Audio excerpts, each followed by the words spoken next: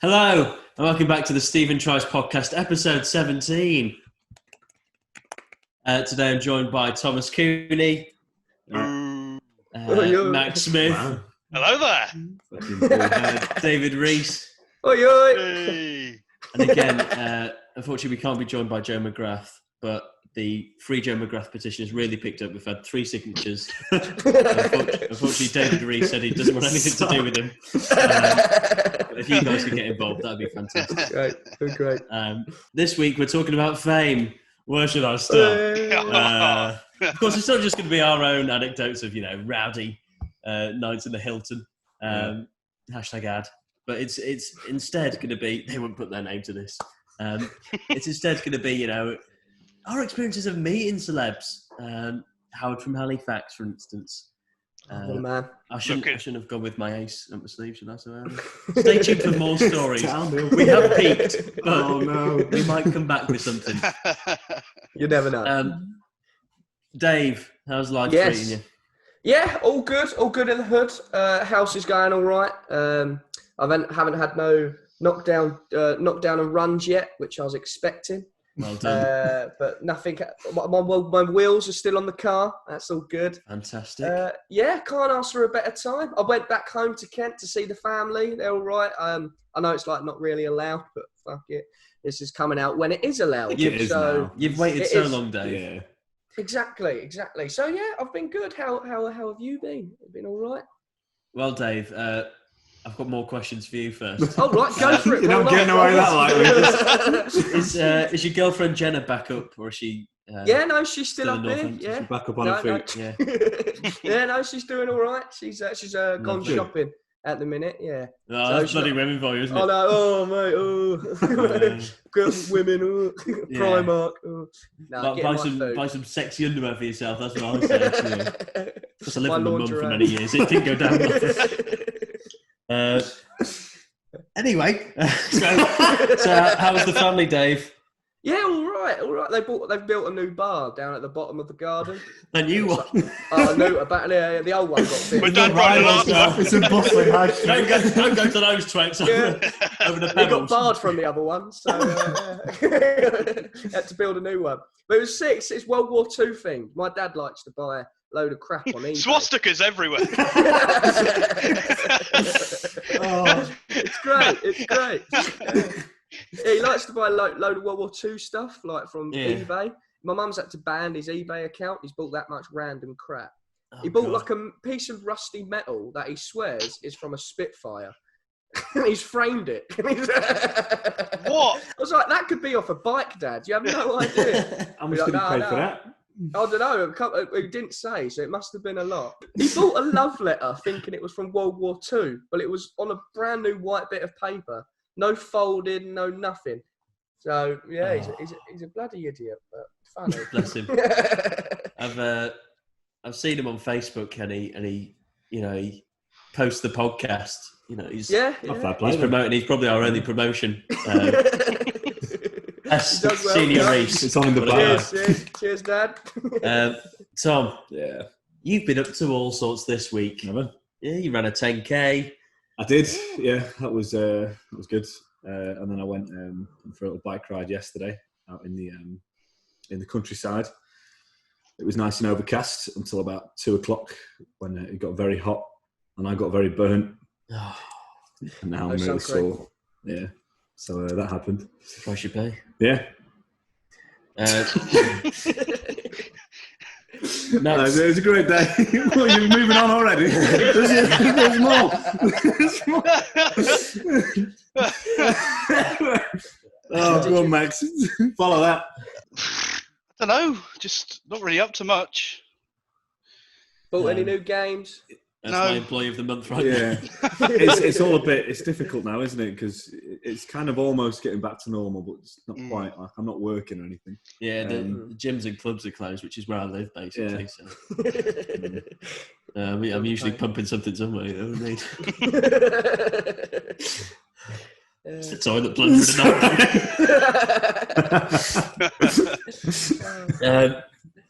I've been up to go on, what have you been up to? Bonkers stuff. I think this time last week, it was Wednesday or Thursday, it might be Thursday. I got a message off my favourite YouTuber, Chris MD, and he said, "I'm filming this video where 4 of us will get either £10 or £1,000 to spend on a takeaway. We'll do a little thing to work out who gets the £10, who gets the £1,000." And it was me, Chris MD, Will and E, and Rota Shaw. Yeah, great lads. Unfortunately, Chris lives in Jersey, Harry lives in Guernsey, so spending a lot of money on them on a takeaway is difficult because, well, there's probably one takeaway open, yeah.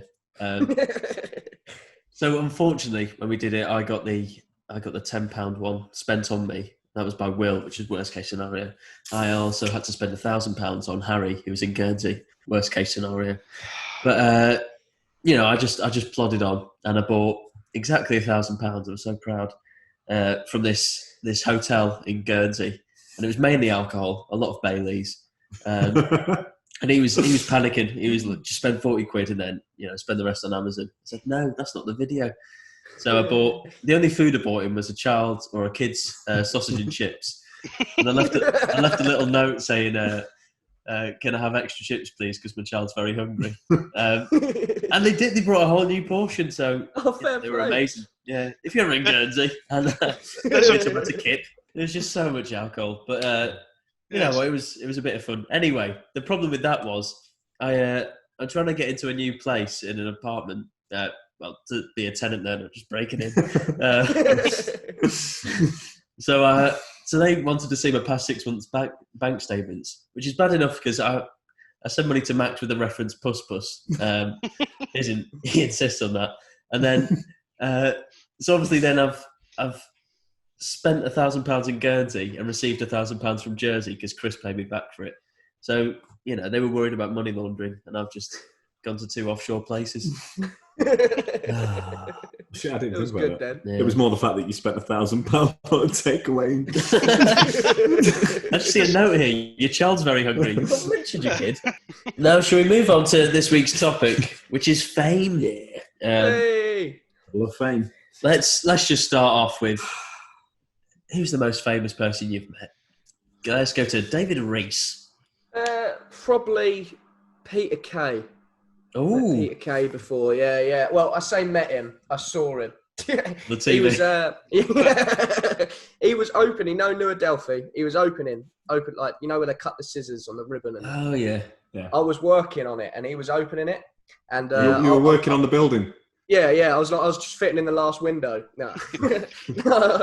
I was walking around, where there were the plates and the champagne, walking around. Anyone want anything, sort of thing. Yeah. So walking around, giving all the food out, and I saw Peter Kay on the top, like the second floor. So I was like, "Oh, can I go up there?" And I was like, "Yeah, you need to go up there with an excuse, though. So go get some champagne."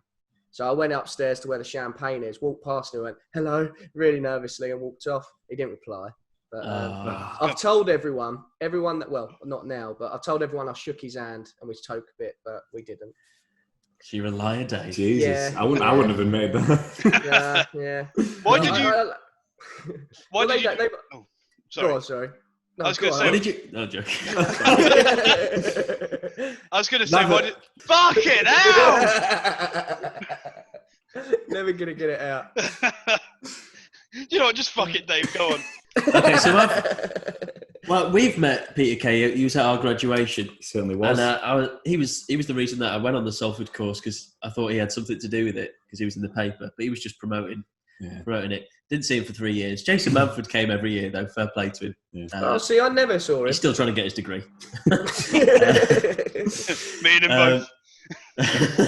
But yeah, he was at our graduation. I thought, oh, that's great. He's turned up to give us all our certificates. He was just sat there for an honorary degree. Yeah. Fucking ego of the man. But he did smile at us all. Yeah. So he seemed quite nice, but he was probably just chuffed with his new hat.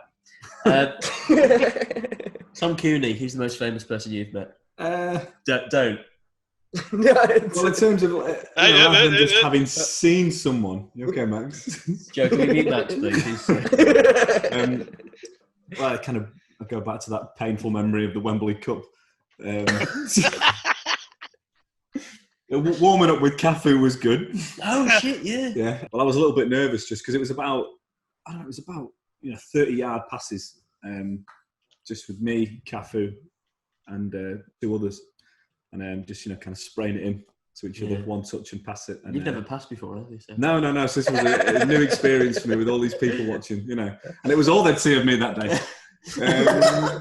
Yeah, that was good. Didn't misplace a pass. Felt, and obviously, and he came up afterwards and little handshake with us all. So I actually did converse with him slightly. Probably that. Max, you also met many a big name at that. Event. Yeah. Jack from Love Island. I didn't know who he was at the time. He knew you though, didn't he? Oh yeah, of course. Yeah. He went, "Oh, what's the river like, mate?" And, push me over. Lovely fella. You got in a fella. taxi with him to the River Thames. There's a lot of people there that I didn't know. Obviously, there's a lot of people that I did know, which was fun. Failed Instagram comedians. Yeah. A lot of YouTubers. Keemstar was there. That was interesting.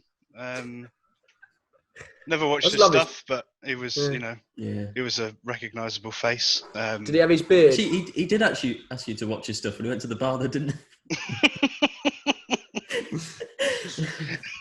Excuse me, boy. I kept trying to have a conversation with him, but Tom was on the other end of the bar going, Human, mate, yeah? Human, couldn't get a fucking word in edgeways. Is there anyone you've met sort of organically? Michael Mapurgo came to my school once to give a talk. The Kensuke's Kingdom. Warhorse, yeah, sure, I don't know. Famous Warhorse author. Did you guys have a scary guy go to your school? No. We had a scary guy come to our school. It was my teacher. He wouldn't leave the boys' toilets. No. We'll put up a picture of scary guy because you showed me him the other day.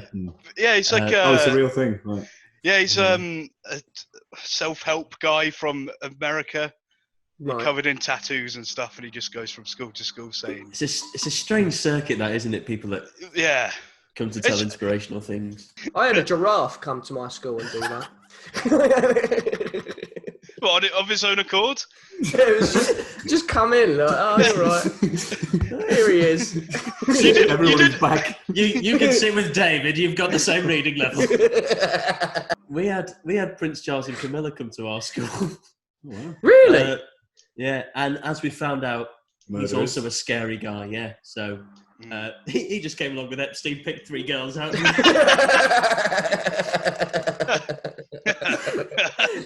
I was there with pigtails fuming. Pick I'm so sorry for what this has turned into. I want an island holiday, Mr. Epstein. Please, sir, please. The first celebrity I met was, I believe, Johnny Vegas. I say met.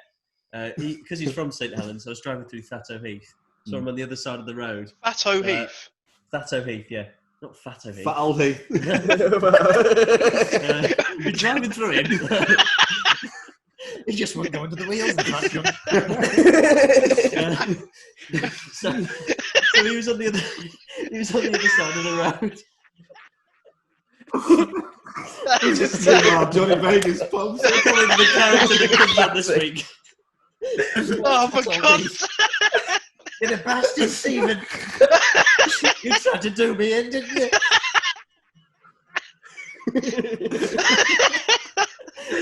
That's great. Fatto Heath. Solved the case.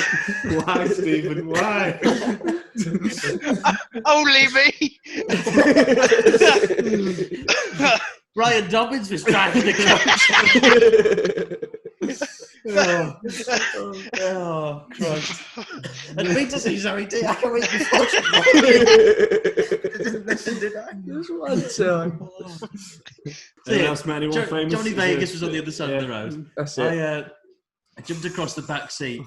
I went, Johnny, hi! But we were driving too quick, and my sister mocked me for saying it for years just because of how embarrassing it was. But years later, I saw him in Media City because he was filming for Vic Reeves and Bob Mortimer. So I saw him there and I spoke to him. I didn't ask for a photo because I'm cool like that. I was just saying, I'm from St Helens too. He's like, oh, whereabouts? I said, study on, Johnny. But it turns out... That I froze up.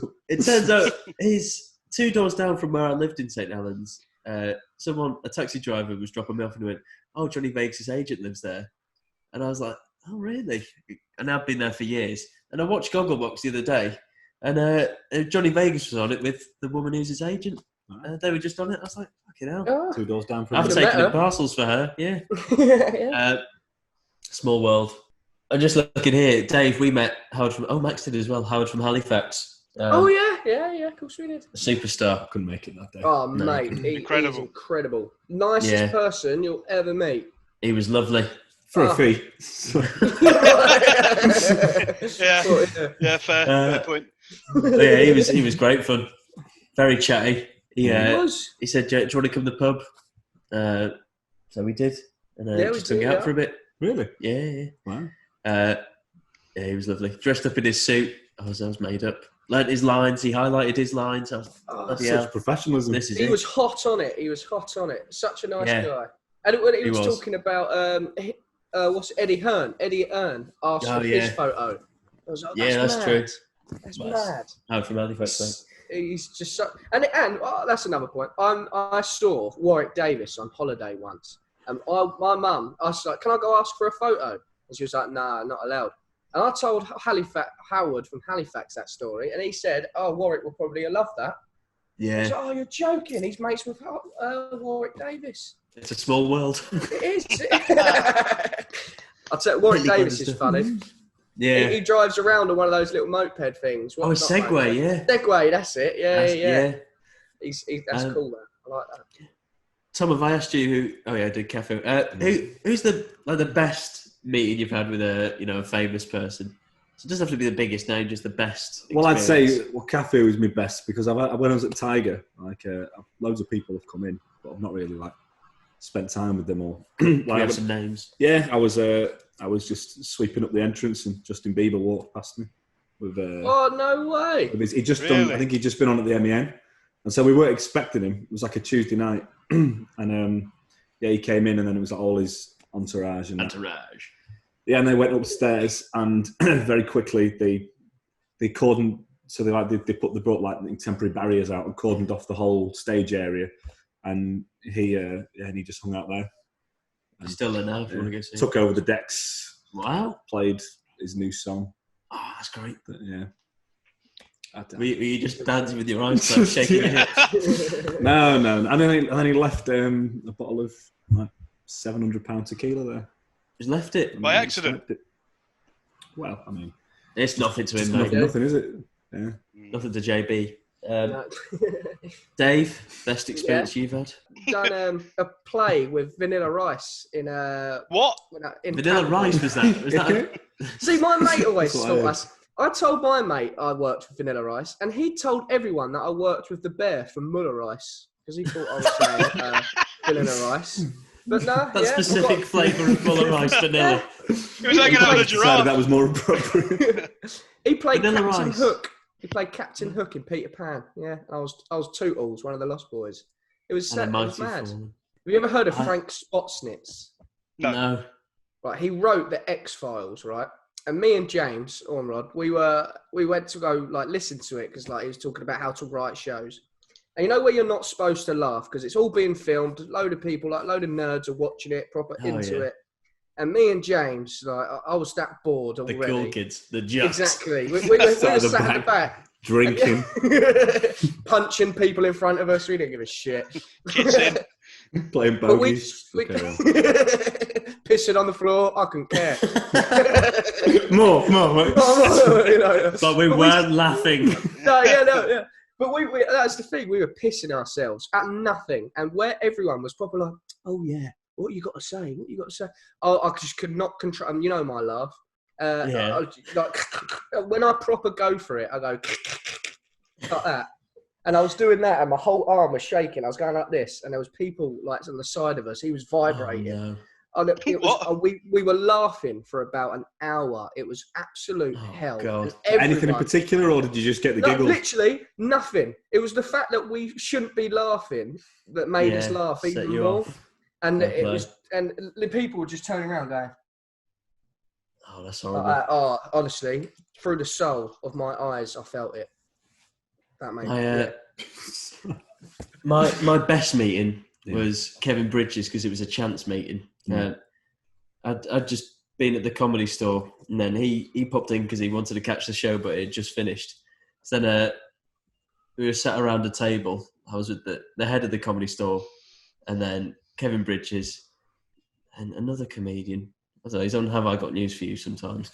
So they were all just talking. I was just sat there, just gawping. Met him the first time though. Not so much a chance meeting. He was doing he's talking to some guy from Manchester. I think I've said this before. Can't remember who it was. But he was at the Playhouse or the Dance House over in Manchester, Oxford Road. So he was performing there, just like a podcast sort of thing. And I was with 3 of my friends, and then when it finished, he mentioned that he was going to Oxford Road up the street to catch a train. So when it finished, we all thought, there was another like chat after this. We just all went. So we ran out and just ran up the street to Oxford Road, just completely out of breath, caught him there. And Kevin, it was a massive. What are the chances? We all do stand up. Asked him where he was going. He said Preston. He was like, "Oh, soon." He said, "I'll probably see you there." But yeah, he's a funny guy. I met some other comedians just through doing stand up, and met John Bishop. He just turned up, a little bit obnoxious of himself, and I've been booked for that one. So he turned up, and then I think he was doing new stuff, and someone had the phone out filming, so he took the phone off them, and then came backstage, and the MC got confused, and he thought he'd play a prank on this person's phone by just taking a load of pictures of the toilet. And John Bishop went, "Hang on, where's my phone gone?" And the MC had taken John Bishop's phone, just taking a load of pictures of skid marks in the toilet. Gave it him back. Cheers, John. Cheers, John. Nice one. I remember first speaking to you. I was a bit starstruck when I first spoke to you. Cheers. I was on the phone. You was on you was with you and James. You was with James. Oh yeah. Yeah. I was like, "Can I come up and meet him?" He was like, "Yeah." And then you got on the phone. I was like, I stuttered a lot. Yeah. Don't suppose you remember that. Do you remember? I do. We were up in the Adelphi, weren't we? That's it. Yeah. I guess you had the same thing with me and Max as well. I went up with Max especially, yeah. When you saw Max, you were doing that thing where you're trying to stifle your laughter, weren't you? You did that for about an hour. That was funny. Now, let's move on to Stephen Lies here. Yep.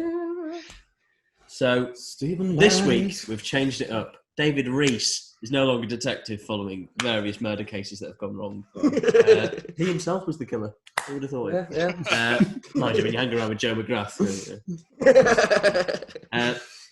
Tom Cooney is the detective this week. Yeah. So, Tom, you don't have to think of any more truths. And you were close to getting one. He was close. One of these days. So it is me, Max and Dave. I'll go first. I got drunk and tried to chat to Bugsy Malone. I once got asked to leave a restaurant by Matthew Wright. Wow. Okay. From the right stuff. Smith? I caused a bit of a stir with Ade Adibetane after leaving a bloody mess in the toilet. Right. Wow. Tom. Okay. Stephen, can I have a little more information, please? This was... You're drunk. Well, I got drunk. Yeah. This was at the KSI versus Logan Paul fight, which of course Bugsy Malone attended, of course, due to his links with KSI. So I saw him at the fight, but I didn't speak to him. I was too shy, and there was a boxing match going on. So it was at the after party. Drinks were drunk. I was drunk. So then I was drunk and I was outside getting some fresh air. And this place was by Oxford Road. It was, I forgot the name of it, Black Dog. But it was that Details aren't important. Good. And then I saw this big fancy car pull up in the alleyway. Yeah. And it was Bugsy Malone in like a Bentley or something. Really fancy car. But I was dressed in a suit, so I thought I could go and chat to him. I was also drunk, so I thought, why not? So I went over, put my hand on the car, leaning on it. I was like, I was just saying hi or whatever. And then I didn't say hi or whatever. Hi or whatever. God, I'm cool. I was like, I'm the unfunny twat who says 0161. Man in the map. All right, yeah. And he was like, oh yeah, I've seen that. And he was like, what's it like in the party? I was like, it's not really your scene, mate.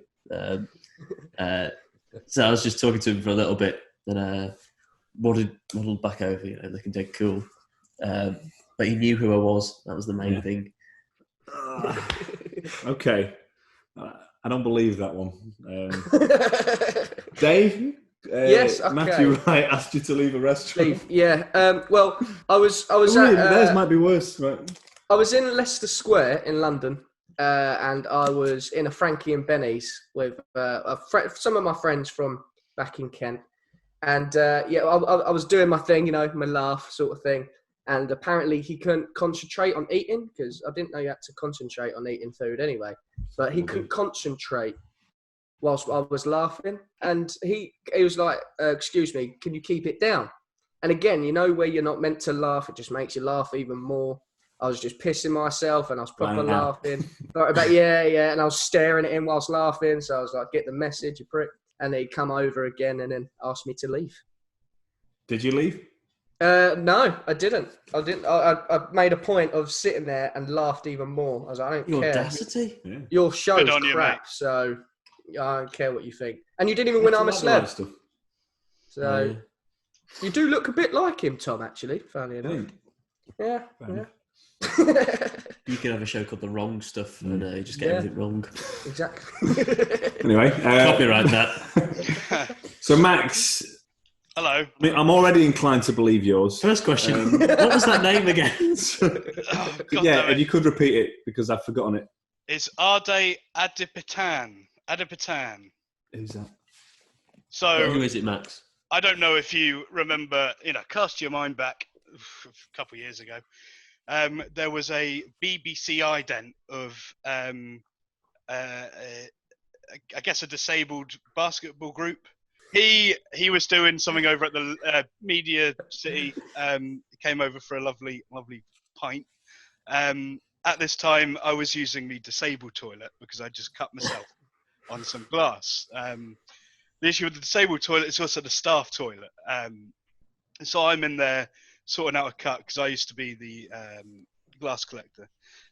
Worked my way up to cellar manager. He's the arse collector, am I right? Yep. Went to the end of the story.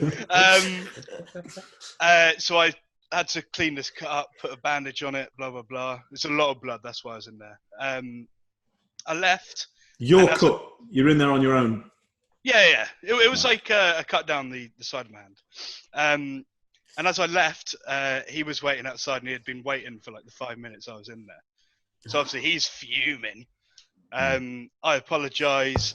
He goes in there. Turns out I didn't flush the toilet, so there's blood all over the bowl. So obviously he thinks I've just gone in there and who knows what. Who knows what? Yeah. So he asked to speak to the manager and see if I was all right. Well, it's a nice concern. Yeah. Lovely fella. At least he looked up. Fair enough. Well, with yours, even under the influence, I just don't think you'd approach a black car in an alleyway. It wasn't a black car, it was a Bentley. It was a Bentley, and I don't think you'd be going into an alleyway to approach a car. I was there anyway. I might be wrong. Obviously, that's how this game works, but I'm going to say yours is a lie. Dave, I'm going to say yours is a lie too, just because whilst I imagine, it might be off-putting, I don't think he'd come over to you. Max, I know you use that disabled toilet. I built it for him. I'm going to say yours is true. Okay, well, you're wrong. Yeah, right, okay. So I'm guessing it's Stephen then. Yeah, boy! Take your pants off. Go on, you got to do it. I'll do it.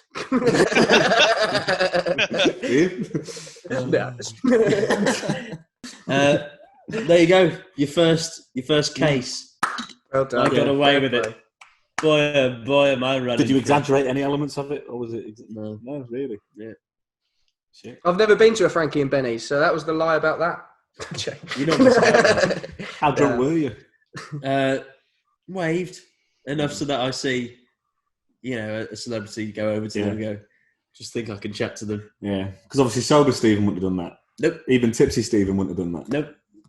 So that's where Drunk in the club. It's a fresh air. As the staff told me to do. Cheers, Bugsy. If you're ever about, want a game of ping pong, just let me know. I just want to say I always flush. Yeah. I'm well known for. Sounds like a guilty conscience there. We'd kind of moved on, haven't we? I had to let it be known. Mike just wasn't blood. It was just a hot steaming shit. It wasn't even in the toilet. We just on the ramp into the building. You have to wheel through that, mate. I'm so sorry. It's just on the baby changing table. It's a lie. I wasn't employed there. I was just collecting glasses from the house. Max, I remember you telling me a story about a woman who came into your bar who had an issue with the Coronation Street set. Yeah, very strange story. Very strange. So it was a Monday morning, I think. It was dead in the whole place. And did you say it was Jack P. Shepherd? Yeah. Yeah. So David. he will. He plays David in Coronation Street. He frequented the place quite a bit, but he would come in every now and then and watch Liverpool or some other team on the screen. Sports team. Yeah, just a generic sports team. And this woman found out that he would go there, so she travelled up from, I think, somewhere near Cornwall, and spent her life savings to stay at the Premier Inn that was near Media City, so she could follow Jack P. Shepherd. She came into the bar, and he was like, "She's been at the set causing havoc. You need to get her out of here because this whole thing's crazy." So we asked her. Tram crash. So the first time we asked her to leave, and then on the Monday morning it was dead, and she came in, and she starts screaming at me, asking for the manager. So I get the manager, and it turns out that this woman's been going to the Coronation Street set and sneaking onto the set, trying to get pictures with everyone, whilst they're doing stuff like filming and stuff. When everyone leaves at the end of the day, she would jump in front of the cars, so they had to stop and get her out of the way. It sounds like fat old Heath. Yeah, we've got to keep it in. He had it coming. So yeah, she was talking to me like afterwards, because I didn't want to tell her to leave because we needed the business. So obviously I'm talking to her, and some of the stuff. Obviously, naturally, a woman gravitates to me. Who's that woman Max is talking to? Don't worry, she's mental. Oh, okay. Don't worry, she's mental. I was even on a friend's couch at the time. I think Promises of a Premier Inn was perfect for me. So some of the stuff she was doing. She got into a massive Twitter fight with somebody from Coronation Street, and she was crying because they had blocked her on it. But yeah, there's a lot of crazy stalkers out there. Yeah. Have you got any? Max, because of your actions, we were stalked for a little bit. By a certain individual. Yeah. You gave him promises of shouting out the channel. God knows what else. Yeah. We only got half the story. I thought at the time, because the story is I was in Tesco, somebody was following me around the store and kept sort of doing that. Is it James Ormrock? You're going to pay for that flan. I had pockets full of Vimto, mate. I was.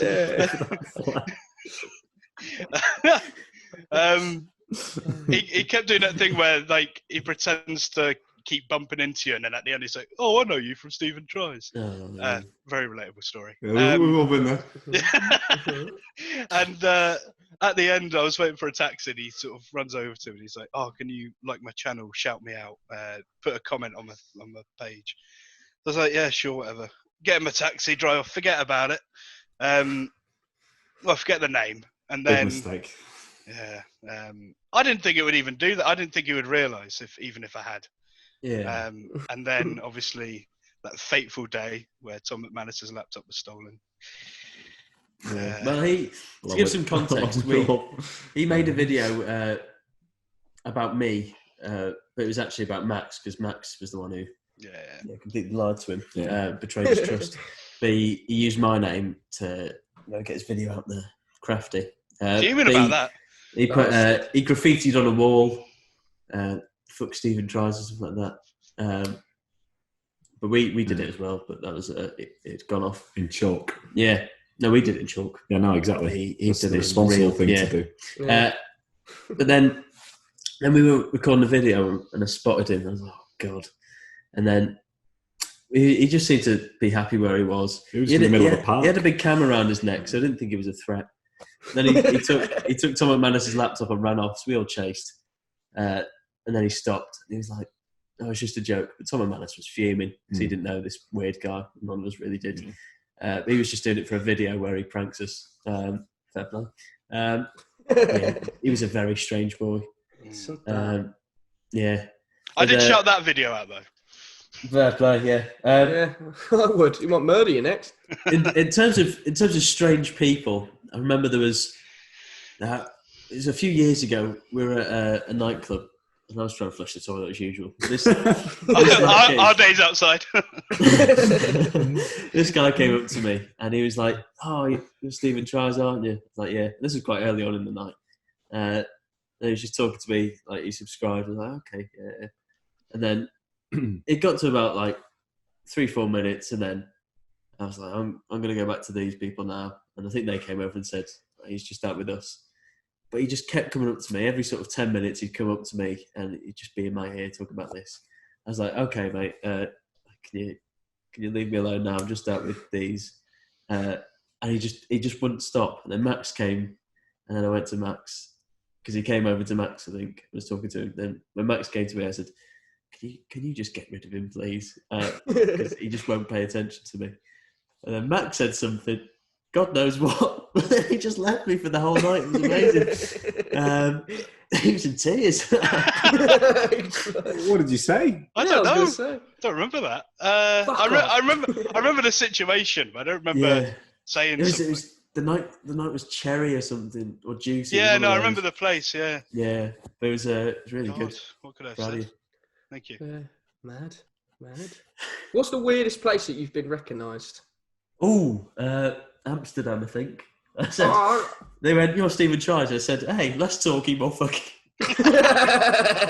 No, it was just a guy. I think he wasn't from England, but he recognised me there. And I said, "Please don't tell anyone about this." It's funny you should say that. James got noticed in Amsterdam. But I was with him, and I was like, "You may recognise me too." Give me a head round. Would you like a photo with me? No, they wanted one with James, but I got recognised Amsterdam as well. Yeah, when they recognised James, they said, Danish people. It was just a pimp saying, "You owe us money." It's like, it's 10 in one night. You know that's expensive. I don't care if it's 30 seconds. You still pay for the full hour. Is James the prostitute in this situation? Is he, Eck? You owe us half of what you made last night, James. Dave, you got. When was the first time you got recognised? I was in Edinburgh with a load of people, and he turned to me, went, "Do I know you?" Because he thought I was like one of his mates in wherever he was from. I was like, "No, you may recognise me from a YouTube video." And he was like, "Oh yeah, of course I do. You're Stephen Tries, Educating Eton." He was like, "Yeah, you're the plumber." I was like, "No, carpenter, but close." Yeah. I got a photo, and honest to God, I was so. As soon as they left, I was so smug. I should never be famous because I'll just be an absolute arsehole. I remember the first time Ryan got asked for a picture. I was with him at the time. I think we can put it up now. Yeah.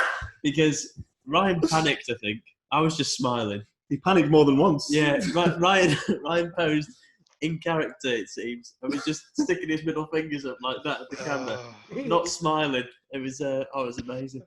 Remember the worst one I've had? Oh, go on. So I had to go to the card factory to pick up streamers or something. I can't remember what the video was. It was for a bow for a car for a sketch. Oh yeah. And so I was there picking up like cards and stuff, checking out what Card Factory's got to offer. And some guy comes up to me and he's like, "Oh, you're from Stephen Troy's. Can I have a picture?" So I'm like, "Yeah, sure, of course." So we huddle in. I'm doing the thumbs up, whatever. And I didn't realise, but he's filming it. Oh. And then when I'm like, "Are you filming?" He went, "Down with Israel," and then ran off. Oh, very strange. So if there's any videos out there with me with my thumbs up where somebody screams "Down with Israel," I just want to apologise. I don't know anything about that situation. I approve this message. I'm Max Smith. There's just big fucking posters of Max in Gaza. Inside of buildings. That's the issue. We're not famous, but we're recognised. Yeah. So it can be quite awkward sometimes because obviously fans can be quite young. So I was on the tram and there was a load of kids got on with their parents. Yeah. So obviously it's like a group of parents that knew each other, and the parents were sat together in conversation, and then the kids were sat, and they kind of obviously recognised me, and they were like pointing at me, and they're talking amongst themselves. The parents hadn't noticed. And then when I got off the tram, like, they just noticed that all their kids are like waving at me and stuff. they're like 7, 8, and stuff. I don't know, they're really young. And the parents are like looking at each other and looking at me. I wish I could stay on for another 3 stops, but Did you have a similar experience, Max, when you were walking through Salford Precinct with a Heron Foods bag, looking a bit dishevelled? What's this one? I don't remember this. And you said some kid came up to ask him to get a picture with you, and his dad just was like, "Who the fuck is that?" Oh yeah, on the bus. I had a lot of them.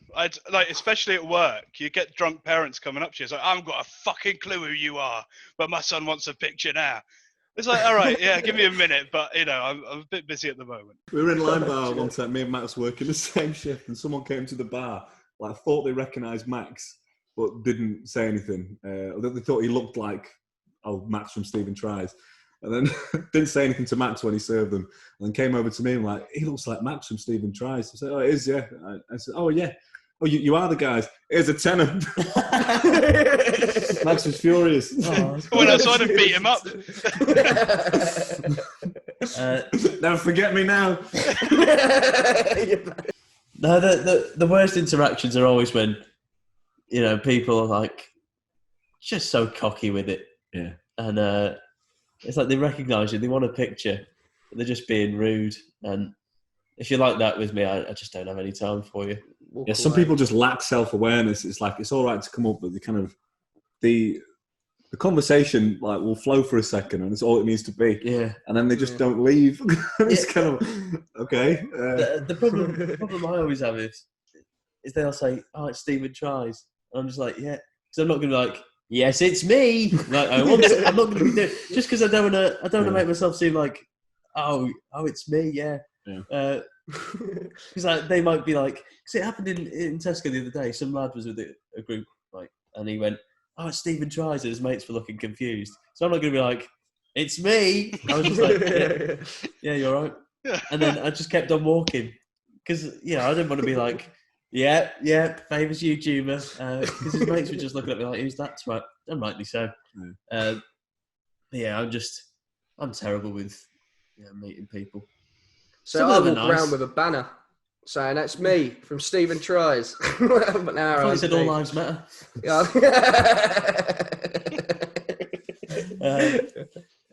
Should we move on to a lovely segment called Dave Raves? Following on from last week, we have crocodile versus alligator. Oh yeah. Just in case you haven't seen it, Dave said, "What's the difference between a crocodile and an alligator?" None of us knew. Well, not to this degree. First of all, the snout shape, Dave. An alligator. Alligators have wider U-shaped snouts, while crocodile front ends are more pointed and V-shaped. There you go. Right. The home base. Crocodiles tend to live in saltwater habitats, while alligators hang out in freshwater marshes and lakes. So, what's bigger? Does it say which one's bigger? Crocodiles tend to grow bigger, don't they? Crocodiles are bigger. Yeah. Right, fair enough. Can we have the theme tune? Let's have Dave Raves. Dave Raves. Gotta get those Dave Raves. On my mind for this week, how do you pronounce Adidas or Adidas for some people? Which way? It's one of the other, isn't it? Way? Well, I always said Adidas, and then I got told that's the American way of saying it, and the English way to say it is Adidas. Adidas. I think Yeah, it is Adidas because it was a combination of two people's names that met, and that is as it was intended. Adidas. Although ADI, the name is pronounced a D. So. Adi. Oh, of course, world. yeah. Adi. And they were also Nazis, Adidas, when they first come about. It's a bit of a... I might have got that wrong, but I don't think I have. But anyway, we're next live question. Everything, don't worry. Another question that's playing on my mind is, how did accents come about? Ooh. Do you know what I mean? Like, why have I got I've got this accent, and you're about 200 miles away from where I live, and you've got such a different accent compared to me. Does that make sense? I don't know how areas started to talk in a certain manner. Like Texas, like Birmingham, like whoever thought that's a good accent? Let's stick with this accent and let's breed people to talk like this. Like or Texas, like we went over to America, we colonized it, whatever we did, and then like they all had British accents. So then how did they get American accents? And how the fuck did Texas come a thing? Like it's just been playing on my mind. It's crazy how close Liverpool and Manchester are, and yet their accents. And Wigan, that's dead close. That's different. Aussie accents are similar to Cockney accents. Yeah, well they are. Yeah, because obviously they sent a lot of people over there back in the day, and I think Australia doesn't have accents. It's just one. I don't know if I'm wrong. I've heard that from somewhere. Correct me if I'm wrong. There are no regional accents in Australia. It's just an Aussie accent. See, in America, I'm not a Cockney myself. I'm from Kent, but I got confused as an Aussie in America. So, Dave, what's your accent then? If you're not, it's called Kentish, but it's a blend. It's a blend of Cockney and like Essex, I suppose. I have no idea what it is. I don't know, but yeah, we sound more to you like down south, Kent, Essex, and London. You can just generalise it. Yeah, exactly. But exactly. But Dave, if you could have any accent, what would you go for? I don't know. Irish, I reckon. I like the Irish is accent. good. Tends to be. Yeah. Head. I just like to say that on repeat. You can do that anyway, Dave. Head. Max, can you do an Irish accent? Head.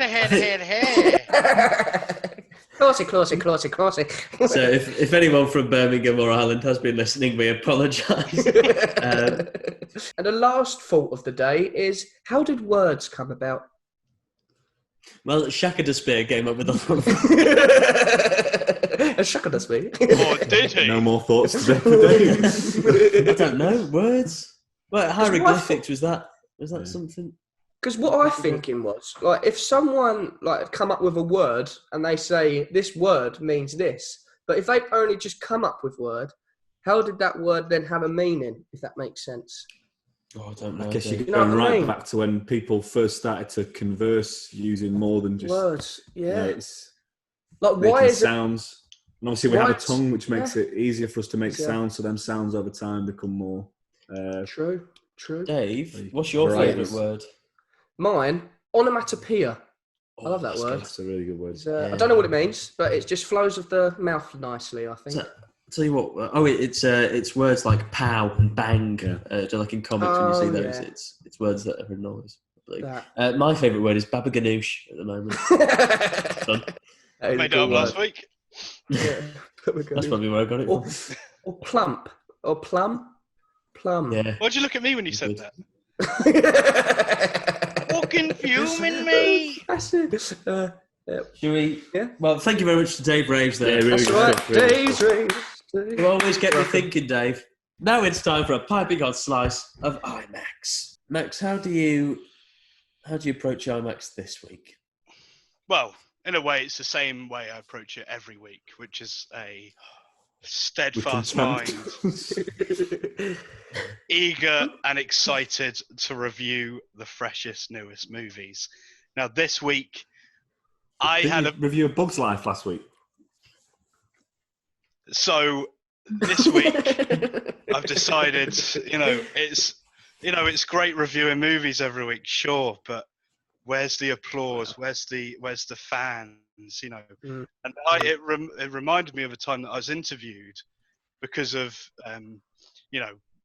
my great reviews. So I thought I'd sort of grab the audio from that and share it with the world. Bit egotistical. Yeah. Should we listen to it now? Sure. Yeah. If Okay. you wish. 3, 2, 1. Welcome to the IMAX experience. Enjoy the show.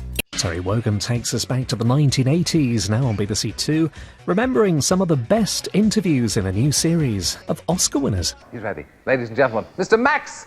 Hello there.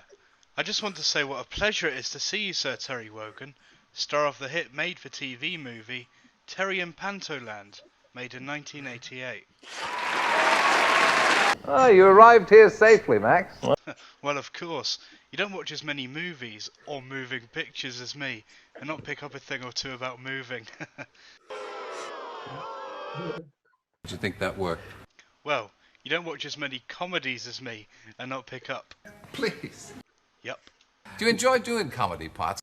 Well, I do help my friend Stephen. I help him do his sketches from time to time, but my main hobby is reviewing movies.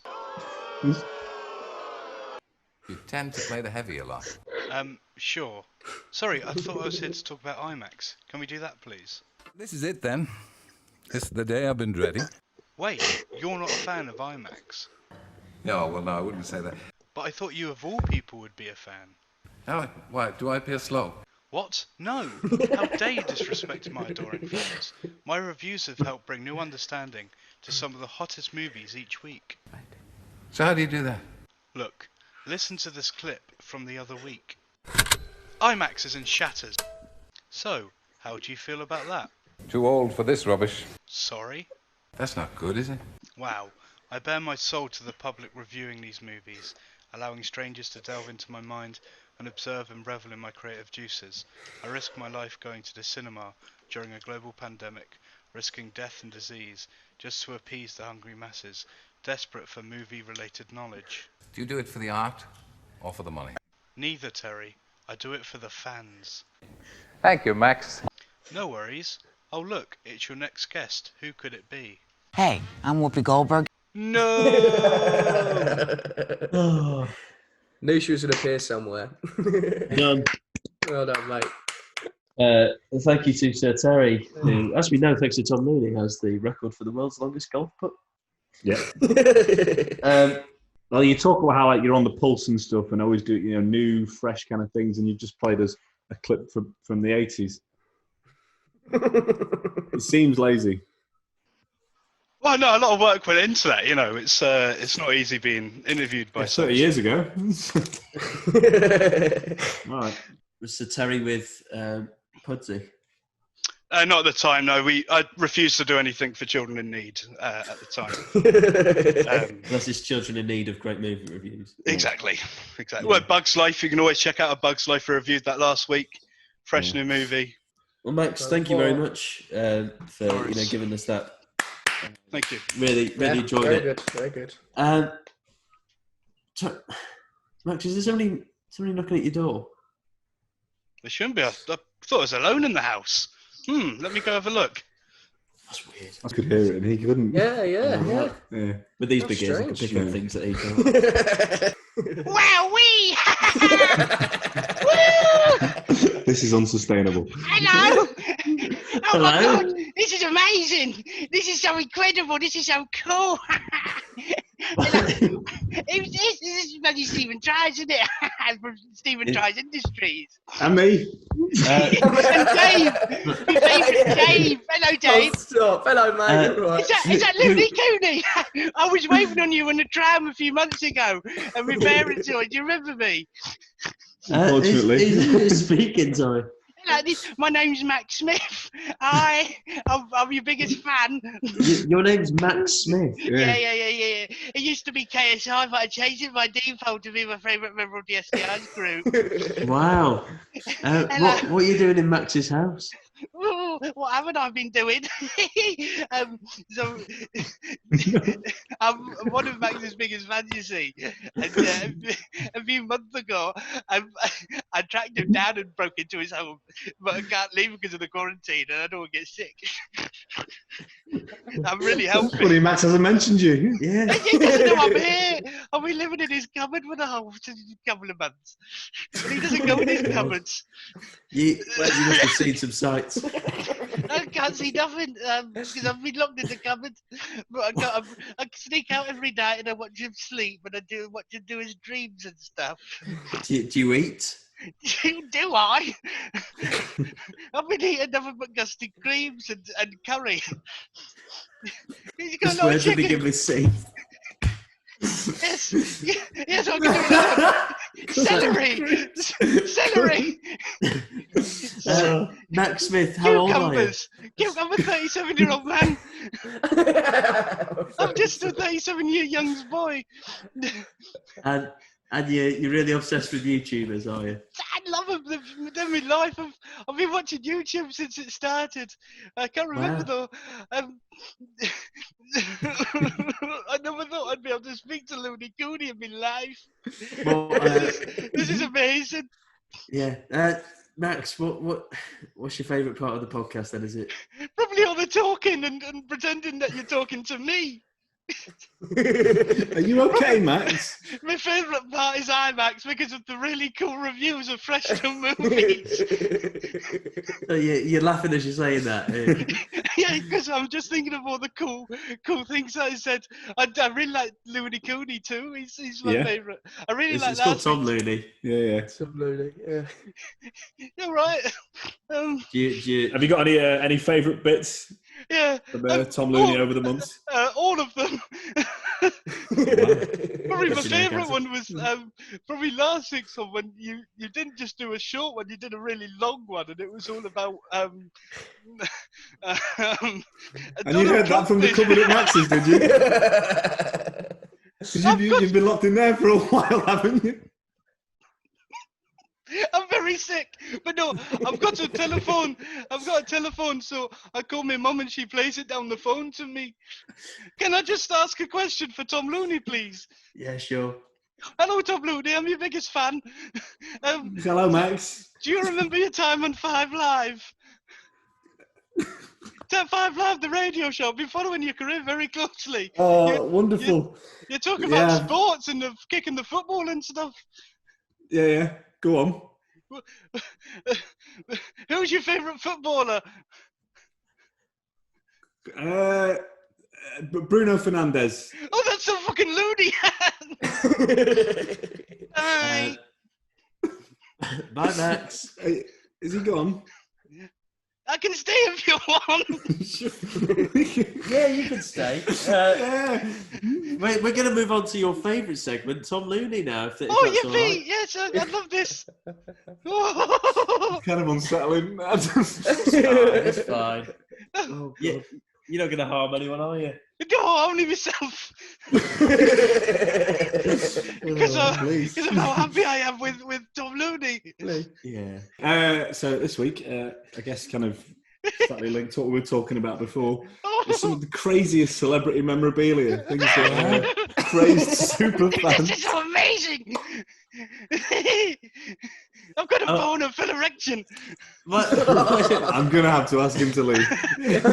Sorry, Max, you're going to have to go. Sorry, man. Back to your cupboard, Max. I'm sure there's a bag of custard creams there, or maybe some chicory and chives. That's jalfrezi. There's going to be a chicken tikka with his rules. Or a korma spelt wrong. Yeah, so just some of the crazy things that people have bought, and for some crazy prices. Should we guess the price? You can do. Well, do you know what? I guess the important thing to remember, while some of these prices might not seem huge, they are huge considering the actual item. Considering it could be something that there's no proof that actually even belongs to that person. And they are huge considering there's people lived in poverty. Exactly.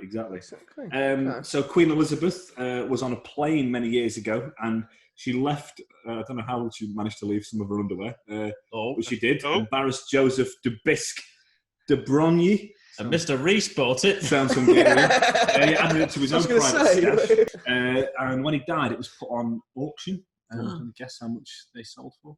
I'm going to say about 5 mil. 5 million. You've gone a little high there, Dave. Great. I'm going to stop the guessing game. It was £18,000 on eBay, but that's just for some underwear. The Queen's, though. Yeah, that's what I mean. I bet there's more expensive underwear for celebrities. This is a weird one. John Lennon. His housekeeper, her daughter was a big fan of the Beatles. So when he lost his tooth, he gave it to his housekeeper to give to her as a gift. Oh, wow. Yeah. He had a tooth out. That tooth later sold on auction for £32,000 in 2011. Imagine. How much do you reckon that I've bullet seen the is? tooth. It's horrible. So yeah, there's that. Wow. If they got that bullet out, how much do you reckon that'd go for? The thing that killed him. I guess that would. I'd like to think that'd be a little more. Yeah, definitely. Yeah. I wouldn't like Millions, I'd say. Yeah, definitely. But be more impressive than this. Let's have a look. What else have we got? Someone saw Brad and Angelina walking in LA, and went up kind of where they'd been stood and just took a sample of air and sold that on eBay. Moron buys that. With the line, be the first to win this jar of celebrity air, which may contain air molecules that came in direct contact with Angelina Jolie and Brad Pitt. $530. Jesus. I know it's not a lot, but That is a lot. What are you going to do with that?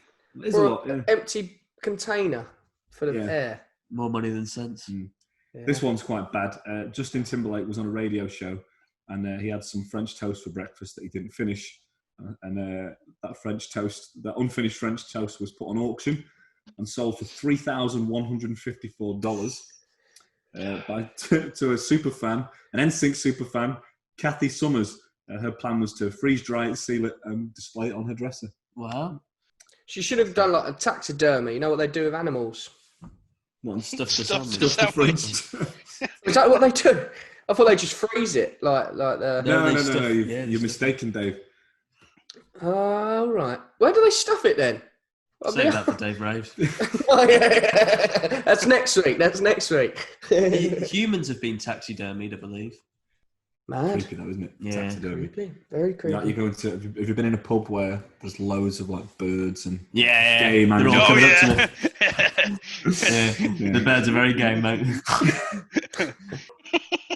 Imagine this being your favourite segment. I went on this one. Justin Bieber's hair, a lock of his hair. Just from Tiger by any chance? $40,668. Jesus Christ. It's crazy, isn't it? Obviously, Max, you kind of, you trumped all that with that crazy lady from the Coronation earlier, but yeah, strange, crazy things. What? Tom Looney. Thank you, Tom. Join us next week. Just join us next week. Dave, what were you going to say? What's a bit of like something off a celebrity that you would buy? If that makes sense. For example, mine would be Lee Evans' towel that he wipes his sweat on. I'd happily buy that. Why do you want that? Just to say that Lee Evans, I'd just love to be covered in Lee Evans' sweat, to be honest. Like, yeah. The only thing I'd want is either like a footballer's shirt or something that actually looks nice when it's up there, or Sean Lennon's glasses would be cool. Now it's time for Put It to the Max. Just curing people's lives. Yeah. You're welcome. Okay, you ready, Max? Born ready. And Dave. I want some Dave. Yeah. You all right, Max? Yep. Too informal for me. I'm bothered with this. In my class at college, my tutor shows obvious signs of favouritism towards me and was a massive knobhead towards all the other students, including my mandem. Over the last few months, Man was meant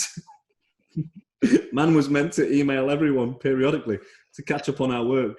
But he hasn't done that. Instead, he's emailed me exclusively with seemingly random small talk, asking me about how my day has been and other shite I don't care about.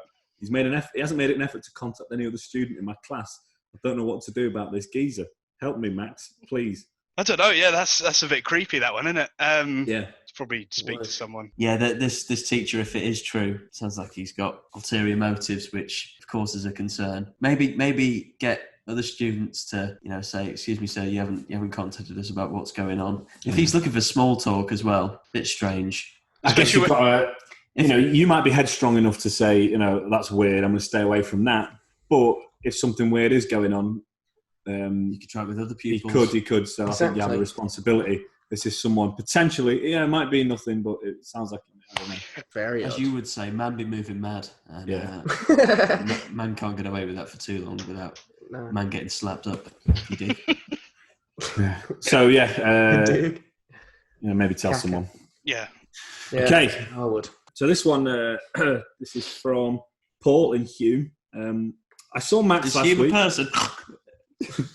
I'm so sorry. It's just near just off Oxford Road. Paul in Hume. Sorry, yeah. Yeah. Right. I saw Max last week behaving rather oddly in Manchester City Centre and was wondering if he'd care to explain his behaviour for me.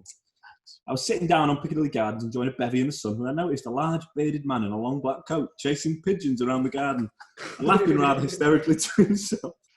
We'd chase them away, retreat into his hiding place behind a wall, wait for the birds to return and chase them again.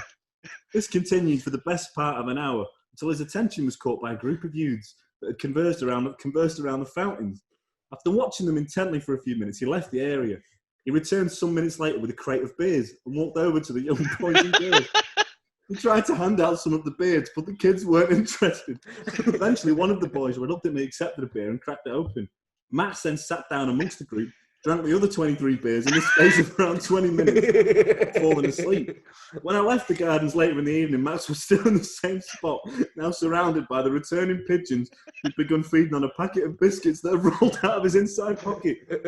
Is everything okay, Max? Why did you do all of those things? And that's from Paul. Average Thursday, innit?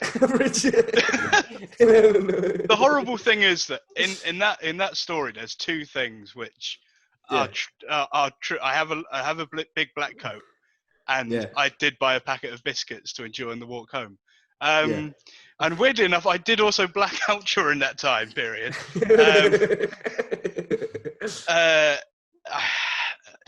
I mean, it's obviously false. Go on. Really? Is it? I mean, it seems that they've got certain things spot on. Yeah, they do. Yeah. They've got. Yeah, they do have a couple of weird things spot on. Paul, go on, if Stephen. you want to get in contact with us again next week and let us know some more perhaps details. maybe have a video or something. Yeah, exactly. Yeah. No, don't do that because he's. Oh, I'm not going to take sides, but Max, that's out of order, mate. Yeah, you should have done that, Max. Don't buy kids alcohol, especially when they don't even ask. It's bad enough when they ask, but just go that comes across really weird. On the off chance. Yeah. Well, to Paul, until next week, I'm very sorry for what may have happened. Hey, you know Lockdown's affecting everyone in different ways, isn't it? I am who I am. I think someone's just looking for our approval here. Listening for a couple of episodes, it started in the background. And started to wonder, this 36-year-old married father of two from the United States. Good job, respected in the community. For the most part, I do normal American things. I know I'm not the normal, member of the target audience, but I still enjoy the podcast. I was interested how you feel that a person like me listens. Are you delighted that someone outside of the target audience has gravitated towards your content, or do you think it's a bit weird? I love it. Yeah, fair play. We're appealing to all kinds of people. A 36-year-old in America, we'll take that. Yeah, let's have a pensioner from Chile next week. We want to broaden our horizons.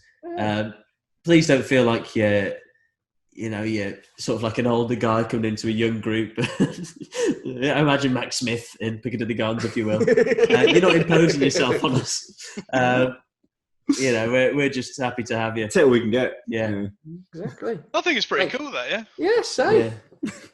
Was from Ryan Stolkamp. I'm assuming you wanted to shout. Thanks, Ryan. Yeah. Nice one, Ryan. Mad respect, Ryan. Yeah. Hi, guys. I've been a fan for some time now, and I've always really enjoyed your work. As a gay fan, I've noticed the gay camp character trope numerous times. Whilst not offended, at 23, I've seen a coked-up me do those hand movements plenty of times in the festival toilets. I'd love to know what you four think of the Black Lives Matter movement, LGBTQ plus rights being revoked, and feminism. You four are great, and whilst your fan base might be heavily straight-dominated, we here are watching too and laughing as well. I know it's a bit of an intense topic, but it would just be a nice change to see four straight boys.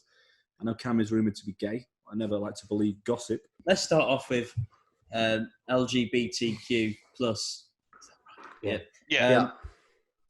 Yeah, I'm sure we have been guilty, especially myself, of maybe making jokes that could be offensive. Yeah.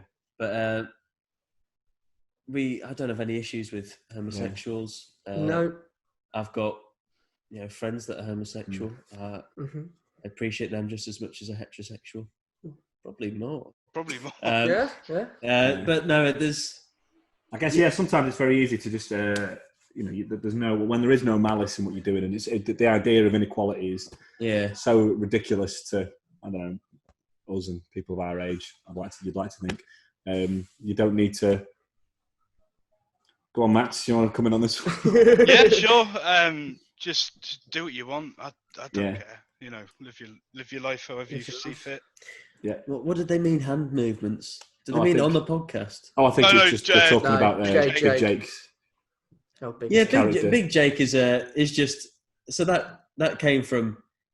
I wanted the visual of me getting a skateboarder coach to be trumped by this character Big Jake, who is so out there and the most extreme example of a gay man.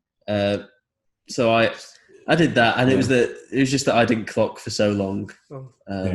I think it does play on a stereotype, which isn't obviously meant to offend at all. But he just, like you say, he is so ridiculously out there, and it's his use of these ridiculous euphemisms that you keep mistaking for something else. Yeah, and he's just become a recurring character in that way. Because he did go down well with the audience. Sorry, Adam.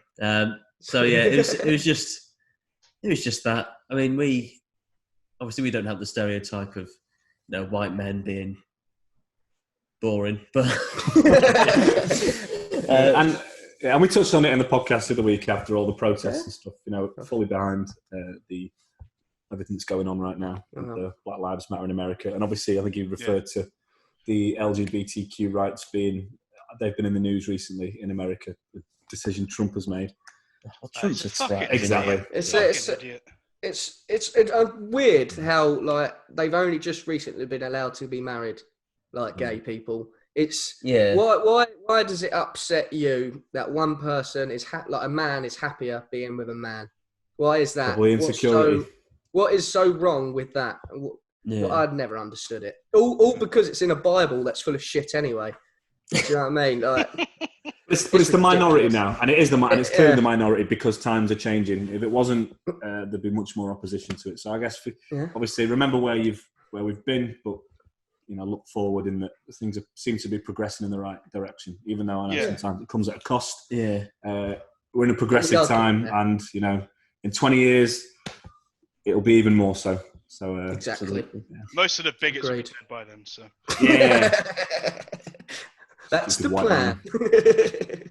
My final question for you all: if you could only have one celebrity round for dinner, who would it be? So just one. Lee Evans. Lee Evans. Lee Evans straight away. Yeah. Do you think he'd be sort of his on-stage persona, or do you reckon he'd be a lot?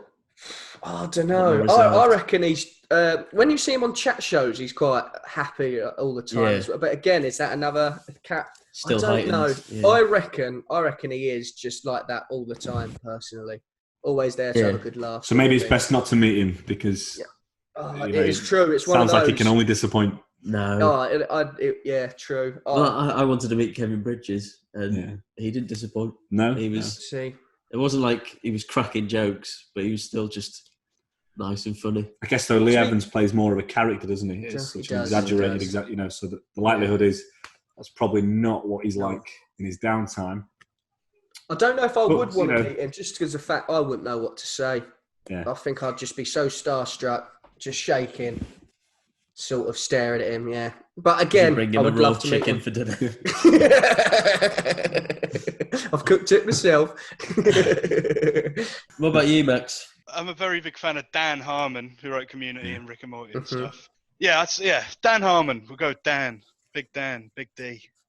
Greg Davis, he seems like a good storyteller. Exactly. His comedy isn't kind of making jokes and stuff. He does tell these genuine stories that I imagine would be quite entertaining to have for a night. Greg Davis. I'll take. He's big though. He's probably going to eat a lot. That's fine. That's fine. I'm a good cook, so Steve Coogan, I'd go for. Oh, good shout. To be fair, it'd be funny. We just go back and forth. Probably crack out the notepad. Just get everything going. Just going. Thank you very much for watching the podcast. Apologies to everyone we may have offended. Anyway, thank you very much for listening. I've been joined by Tom Cooney, Chin Craig, Max Smith. Thank you. David Reese. Thank you. And our producer, Joe McGrath. Stay safe, stay humble, and ciao.